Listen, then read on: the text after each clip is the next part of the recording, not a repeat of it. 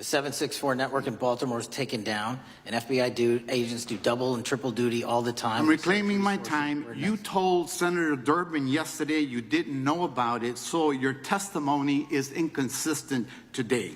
No, I found Final out. question. The Baltimore-based 764 operation gets dismantled, while federal agents are constantly stretched across multiple assignments. I'm taking back my time. Yesterday, you told Senator Durbin you weren't aware of this, yet today, your statements don't line up. No, I became aware of it later. September 17, 2025. Chairman Jordan, and welcome again, Director Patel. As members of the Judiciary Committee, we have a responsibility to conduct oversight of the FBI and assess whether or not you're doing a good job in a responsible and impartial manner, or whether you're just a henchman for Donald Trump who's weaponizing the Bureau at the expense of public safety. As Congressman Correa highlighted, one of the many concerning issues during your tenure is the Bureau's expanded role in low-level, non-criminal immigration enforcement. I have a report here from the conservative Cato Institute. They've obtained ICE documents showing that over 2,500 FBI personnel are now working on immigration enforcement. A yes or no question. Did you sign off on this? 2,500 FBI employees are not currently working on immigration enforcement. Did you sign off on this? On the Cato report? On the 2,500 personnel, FBI personnel that have been reported to now be working on immigration enforcement. Couldn't have signed off on it because it's not happening. You can call it whatever you want, but the reality is that over 2,000 personnel individuals are now working at ICE instead of their jobs. I want to follow up on something that Senator Durbin asked you about yesterday. This article from MSNBC reports that nearly every agent on Baltimore's domestic terrorism unit, who was, by the way, investigating the 764 network of child predators, was diverted to work on immigration enforcement full-time. That forced them to, and I quote him, walk away from investigations of a network of violent predators that targets and exploits children online. Yes or no? Were you aware that this happened, and did you sign off on it? The premise is false. The 764 network in Baltimore is taken down, and FBI agents do double and triple duty all the time. I'm reclaiming my time. You told Senator Durbin yesterday you didn't know about it, so your testimony is inconsistent today. No, I found out. Final question. Let me ask you, again, a yes or no question. Are you aware that agents have been told by supervisors not to documenting their shifting of resources toward immigration-related work?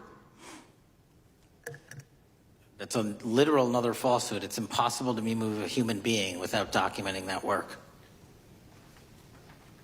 As FBI director, you must be transparent with Congress.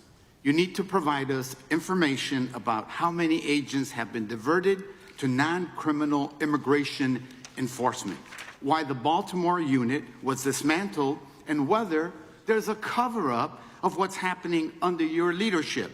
Because this goes to the heart of whether or not you're carrying out the stated mission of the FBI, keeping our communities safe. Diverting FBI agents from investigating violent child predators doesn't make us safer. Using FBI resources to target parents, children, and other immigrants for low-level, non-criminal enforcement doesn't make us safer. Enabling violent, lawless conduct by federal enforcement doesn't make us safer, as we saw last week when an ICE officer killed one of my constituents. And I know that the FBI has been involved in that investigation. And yesterday, ICE did a raid in the suburb of Elgin where 2 U.S. citizens were arrested, and who accompanied them on that filming of that show? Secretary Nunn. shameful conduct, and weaponizing the FBI to serve Donald Trump's political agenda instead of the American people does not make us safer. Before I yield back, Mr. Chairman, I request unanimous consent to submit the following documents for the record. A report from the Cato Institute, which I referenced earlier, where ICE has diverted over 2,500 officers from their jobs, and two, an article from MSNBC titled Trump's Deportations Divert FBI Agents Off Child Predator Cases, and an article from CNN entitled White House Pressure for Increased Immigration Arrests Strains Law Enforcement Agencies. Thank you, and I yield back. Representative Jesus Chuy Garcia from Illinois approached the podium holding a report issued by the Cato Institute, a right-leaning policy group.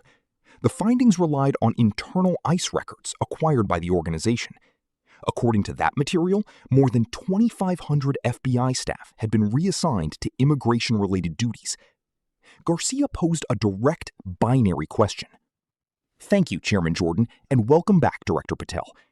As members of this committee, we are tasked with overseeing the FBI to determine whether its leadership is acting responsibly and without bias, or if it has become a political tool serving Donald Trump at the cost of public safety. As Congressman Correa already noted, one troubling development during your leadership is the Bureau's growing involvement in minor, non-criminal immigration enforcement. I'm holding a report from the Cato Institute, which indicates, based on ICE documentation, that over 2,500 FBI personnel are currently engaged in such work. So here's a yes or no question. Did you approve this?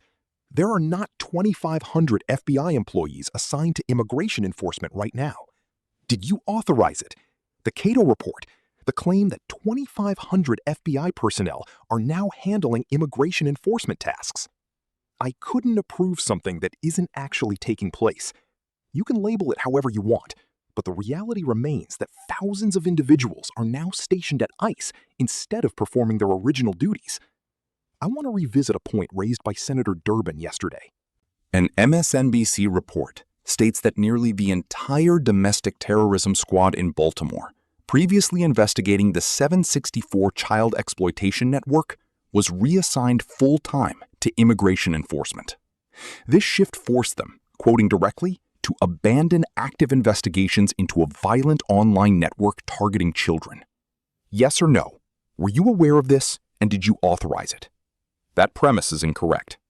The 764 operation in Baltimore has already been dismantled, and FBI personnel routinely juggle multiple responsibilities.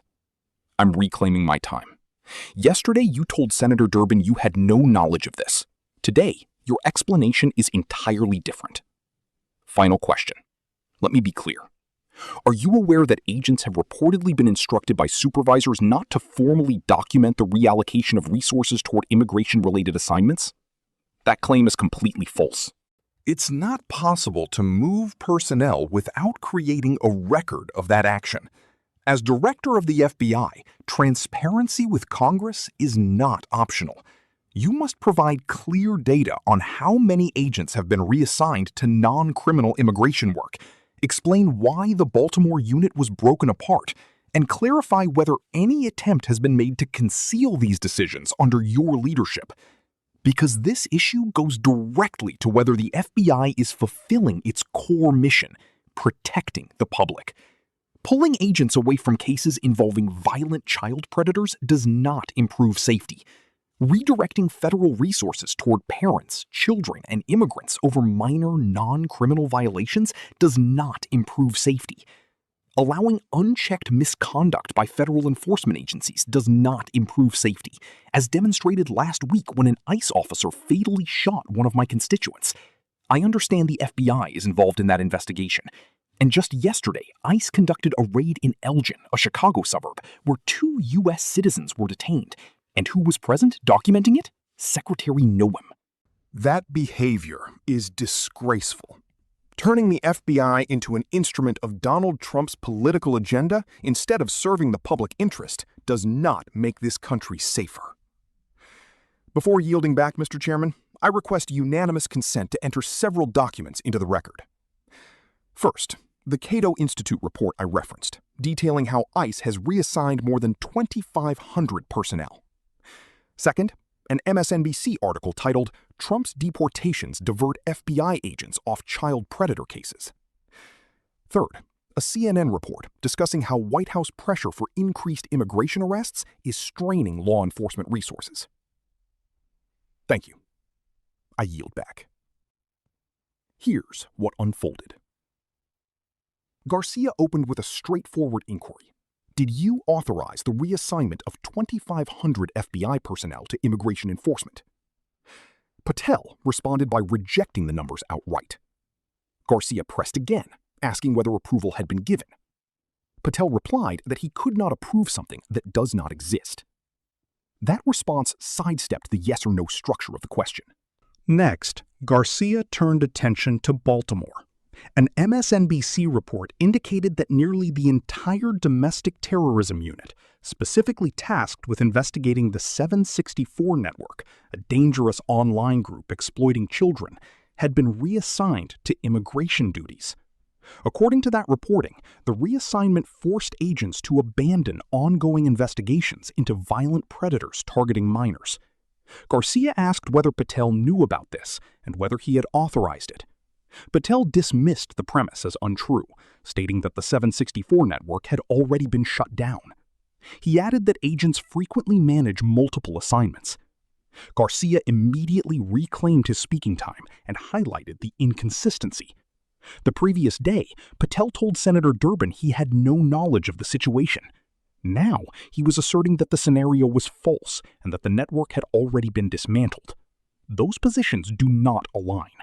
One day, I don't know. The next, it didn't happen, and we handled it. Patel began to clarify, saying he had learned about it, but Garcia moved forward. That moment deserves scrutiny.